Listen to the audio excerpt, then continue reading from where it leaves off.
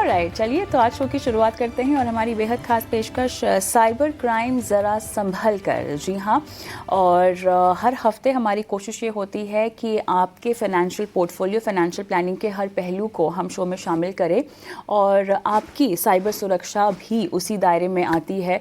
और ऐसे में आज हमारे साथ doctor Prashant Mali, cyber law expert, Bombay high court भी जुड़ चुके हैं।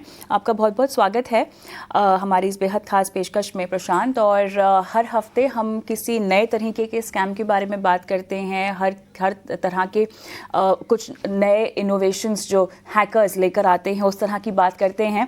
आज मेरे ख्याल से जो मामले पर आप हमारे साथ बातचीत करने वाले हैं या अपनी राय रखने वाले हैं वो बैंकों से जुड़ी हुई है। फाइनेंशियल इंस्टीट्यूशंस जहां पर हम अपना पैसा, हमारी जमा पूंजी, हमारी ज़िंदगी की जमा पूंजी रखते हैं, उन पर अगर अटैक हो जाए और उनकी सुरक्षा अगर खतरे में पड़ जाए तो अब कहाँ जाइएगा, ये सबसे बड़ा सवाल है। जिस तरह से एक आम आदमी, आप और हम जैसे लोग जैसे अछूते नहीं हैं इस तरह के अटैक से, बैंक्स भी अछूते नहीं है। हालांकि हम सब उम्मीद यही करते हैं प्रशांत कि ये जो बैंकिंग इंस्टीट्यूशंस हैं ये अपने आप को पूरी तरह से प्रोटेक्ट करके रखे। इनके पास ऐसा स्ट्रॉन्ग इंफ्रा होना चाहिए अपनी साइबर सिक्योरिटी के लिए कि कोई भी उसमें ब्रेक इन ना कर सके, लेकिन हाल वैसा नहीं है जैसा आप और हम चाहते हैं। बताइए, नया किस्सा क्या हुआ है? देखिए, ये सिर्फ उन्हें बचाना नहीं चाहिए बल्कि जो आरबीआई की गाइडलाइंस है, उसके जो साइबर सिक्योरिटी गाइडलाइंस है उसके मुताबिक भी इन्हें साइबर सिक्योरिटी के जो रीजनेबल सिक्योरिटी प्रैक्टिसेस है वो उन्हें फॉलो करना है और उसके तहत भी हमारा डेटा इन्हें बचाना है। और अभी तो डीपीडीपी एक्ट भी आ गया है, जो डेटा प्राइवेसी का एक्ट है हमारे इसमें।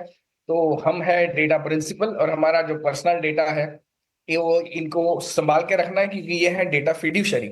अभी जो बात सामने आ रही है उसमें ऐसे कहा जा रहा है कि बशे नाम का या बशे या बश नाम का एक रैंसमवेयर ग्रुप है, उसने कुछ आईसीआईसीआई बैंक का सोशल मीडिया पे डेटा लीक कर दिया है। और उस लीक्ड डेटा में कस्टमर का डेटा है, काफी सारा कस्टमर का डेटा दिख रहा है। और उस डेटा के एवज में कि आगे हम इसे लीक ना कर दें, और इसीलिए उनसे रैंसम मांगे जा रहे हैं। तो अगर आप वो डेटा देखते हैं तो उसमें कई बार आईसीआईसीआई बैंक का नाम लिया गया है, लेकिन क्या ये डेटा अभी हम सबका है? क्या यह डेटा कितना पुराना है, या ये डेटा अगर लीक हुआ है और आगे लीक होने वाला है तो वो कितना सारा लीक हो जाएगा? क्योंकि मेरे प्रैक्टिस में ऐसे देखने में आया है, ये बैंक का नहीं लेकिन कहीं और फाइनेंशियल इंस्टीट्यूशंस का कई बार डेटा लीक हुआ है।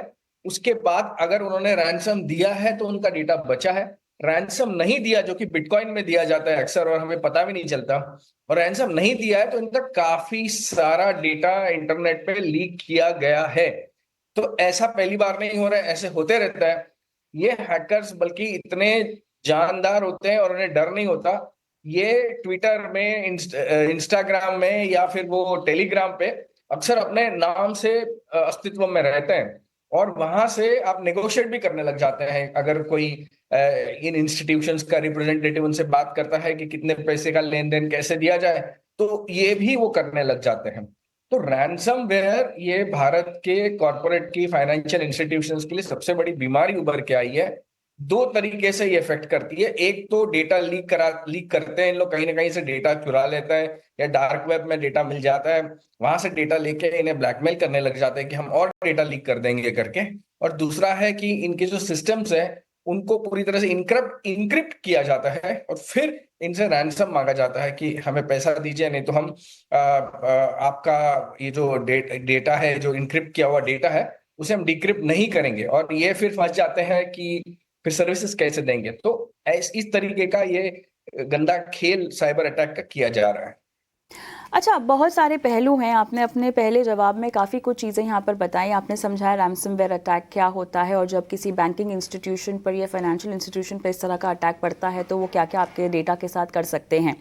मेरा बड़ा सवाल अब यहाँ पर ये है प्रशांत, क्योंकि हम तरह तरह के अटैक्स की बात करते हैं, स्कैम्स की बात करते हैं इस शो में, जो कि इंडिविजुअल पर भी इम्पैक्ट डालते हैं और इंस्टीट्यूशंस पर भी इम्पैक्ट डालते हैं। अब इंडिविजुअल पर अगर अटैक होता है तो भैया उनकी पहली जिम्मेदारी होती है कि आप औपचारिकता निभाएं, आप उसकी कंप्लेन करें। अगर आपका पैसा बैंक से गया है तो बैंक को इन्फॉर्म करें, बाद में जो आपके पास नंबर है हेल्पलाइन वहाँ पर अब जाए। अब बैंकों के साथ ऐसा हो जाए तो किसकी जवाबदारी बनती है? तो क्या किया जाता है डैमेज कंट्रोल करने के लिए? उन तमाम लोगों का क्या होगा जिनका डेटा चोरी किया गया है?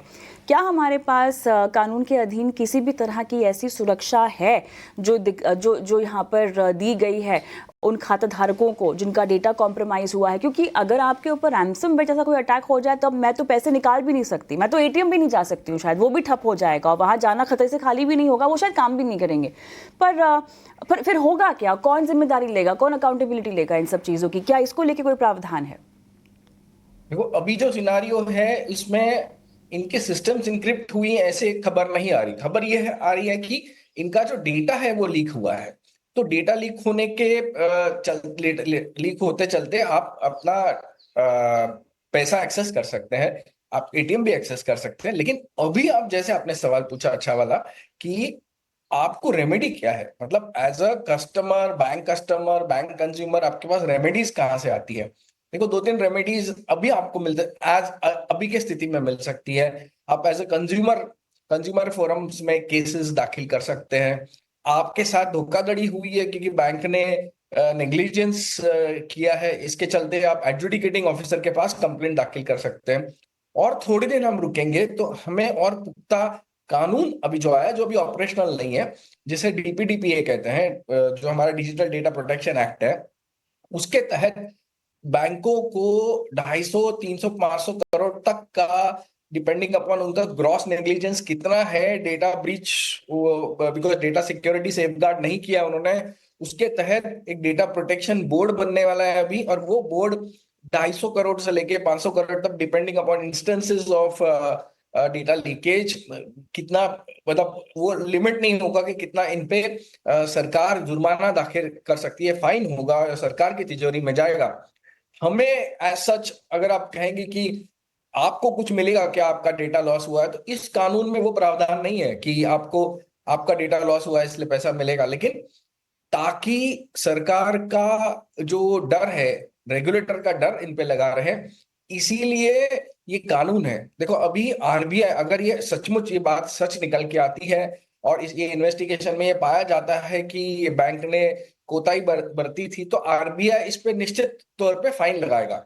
लेकिन आरबीआई कई बार ऐसा होता है, फाइन तो लगा देता है लेकिन खुल के बताता नहीं है कि क्यों फाइन लगाया उसने, और पूरी तरह से केस मार्केट में आती नहीं है। तो आरबीआई भी ये चाहती है कि बैंकों की इमेज बनी रहे, बैंकों की जो लोगों के बीच में धाक है या डर ना फैले, इसलिए बैंक, आरबीआई इतना खुल के बताती नहीं है। हाँ, लेकिन जब लेकिन ये इसका कानून खामियाजा हो तो जाएगा, बेचारे खाता धारकों को, प्रशांत जी आप भी समझते ही हैं इन सब बातों को, इसका खामियाजा तो खाता धारकों को भुगतना पड़ता है।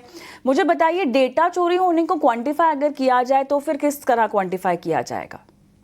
एग्जैक्टली, ये बड़ा अच्छा सवाल है। तो डेटा चोरी को क्वांटिफाई करने के लिए, जिसका डेटा चोरी हुआ है उसका जो मूल है, मतलब उसका जो मूल्य है, उसके लिए डेटा कितना जरूरी है, उसकी मार्केट, उसकी जो इनकम टैक्स की वैल्यू है, उसकी एसेट वैल्यू क्या है, अब वो निकालिए। वो अगर मार्केट में चली गई है, फ्री में बढ़ गई, तो डेटा लीक हो गया उसका, तो उससे उसको होने वाला जो लॉस है, नोशनल लॉस जिसे बोलते हैं, वो वैल्यू निकाली जाती है। और उससे आगे चल के किसी और को फायदा हो, उस फायदे को कैलकुलेट किया जाता है। ऐसे दो चार चीजों को, पैरामीटर्स को लेके टोटल करके आपको कितना लॉस हो रहा है पर पर्सन, या हर एक डिफरेंट इंसान का डेटा का डिफरेंट वैल्यू होता है, उस वैल्यू के अनुसार इस डेटा का लॉस पकड़ा जाता है। और उसके हिसाब से नॉर्मली हम चार्टर्ड अकाउंटेंट के पास, हम जब केसेस फाइल करते हैं हाई कोर्ट में डेटा लीक और डेटा लॉसेस के बारे में, जब कॉम्पेंसेशन मांगते हैं, तो हम चार्टर्ड अकाउंटेंट का नोशनल लॉस का एक सर्टिफिकेट लेते हैं उसके ऊपर, कि ये डेटा से नजदीक टाइम पे कितना लॉस हो रहा है और आगे चल के मुझे कितना लॉस हो सकता है बिकॉज मेरा डेटा लीक हुआ है। तो एक अंदर की खबर मुझे बताइएगा प्रशांत जी। आपने सही कहा कि आरबीआई फाइन लगाता है, शायद आरबीआई भी नहीं चाहता है कि बैंकों की साख पर किसी भी तरह के सवाल उठें, और क्योंकि एक विश्वास बहुत बड़ी चीज़ होती है जो लोगों में बनी रहनी चाहिए अपने बैंकों की ओर। लेकिन आपसे मुझे जानना है, ऐसे कितने अटैक्स अब तक हो चुके हैं? पब्लिक सेक्टर बैंक्स की बात करूं, प्राइवेट सेक्टर बैंक्स की बात करूं, जो हुए हैं, जो पब्लिक में नहीं आए हैं लेकिन हो रहे हैं, आप तो एक्सपर्ट हैं इसी मामलों के, आपके पास केसेस भी आते होंगे, आप मुझे उदाहरण के तौर पे बताएं, पब्लिक या प्राइवेट बैंक्स में ऐसा होता है क्या, कितना होता है भारत में? ऐसे कोई बैंक नहीं बची है जिस पे अटैक नहीं हुआ है, ऐसी कोई बैंक नहीं बची है। छोटी से छोटी जो डिस्ट्रिक्ट लेवल की बैंक होती है ना, जो डिस्ट्रिक्ट लेवल पे डिस्ट्रिक्ट सहकारी बैंक होती है, उन पे भी अटैक हुआ है। उन्होंने भी साइबर अटैक में अपने पैसे गंवाए हैं या फिर डेटा गंवा दिया है। तो कोई बचा नहीं है।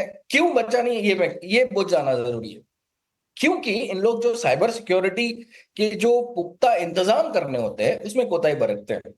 वो इन्हें टिक की तरह लेते हैं कि आरबीआई ने हमें कहा है कि ये करना चाहिए तो बस उतना ही करेंगे। आरबीआई ने कहा है कि ये मतलब ये कंप्लायंस होना चाहिए और ये वेंडर सब जगह कर रहा है तो ये मेरे यहाँ पे भी कर लेगा।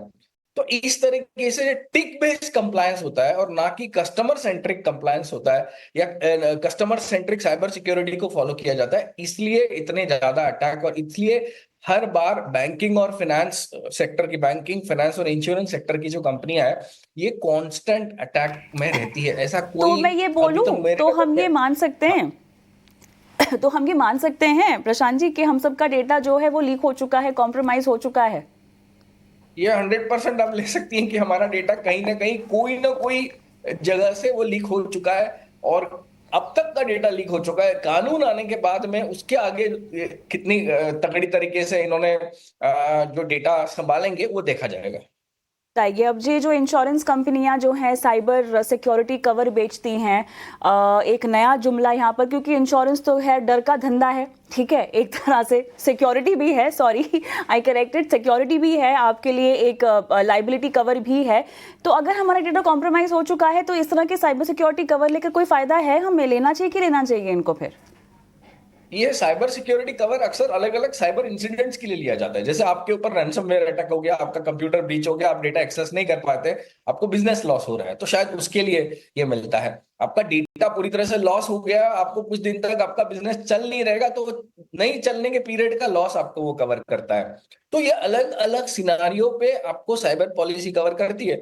सारे साइबर क्राइम को कभी एक पॉलिसी कवर नहीं करती, क्योंकि ये एक बड़ी दिक्कत है। ये जो इनके इंश्योरेंस कंपनीज में जो ये पॉलिसी बनाने वाले बैठे हैं, जो एक्चुअरीज होती है, उनको सबसे बड़ा ये रिस्क कैलकुलेशन करने में ही गड़बड़ होती है। क्योंकि ऐसा नहीं है कि आपका ये आपकी गाड़ी है वो टूट फूट गई, उसकी वैल्यू आपने तय कर रखी है। डेटा की वैल्यू आप तय नहीं कर सकते, वो जो पूरा इंटेंजिबल है।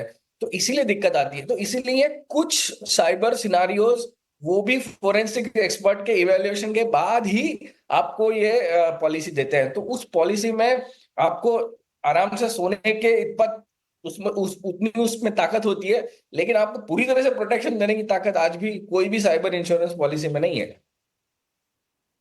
एक आखिरी सवाल, हालांकि टाइम मैंने थोड़ा शॉर्ट अप हो गया है, सेगमेंट को जितना देना था, फिर भी आपसे एक आखिरी सवाल पूछना चाहूंगी, हमें और आपको क्या करना चाहिए?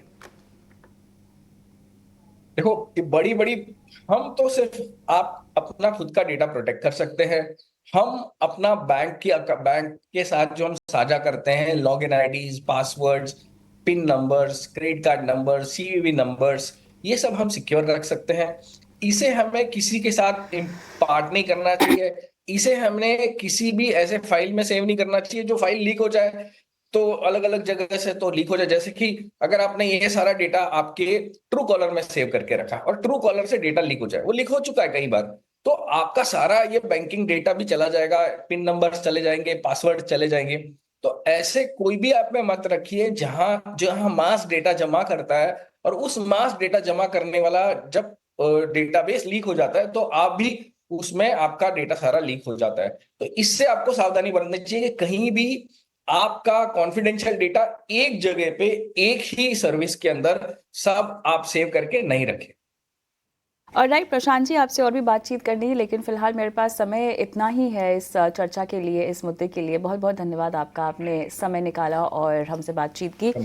एक ब्रेक लेते हैं और ब्रेक के उस पार अब आपके निवेश की बात करेंगे और टॉपअप, अपने निवेश का टॉपअप करना, अपनी SIPs को स्टेप अप करना कितना ज़रूरी है। और इसके साथ साथ 250 रुपये की SIP, आप सही सुन रहे हैं, 250 रुपये की SIP भी आप अब कर पाएंगे। तो 250 रुपये की SIP करने का और उससे फायदा या रिटर्न कमाने का मंत्र क्या है, इन सब पर विस्तार से बातचीत होगी ब्रेक के बाद।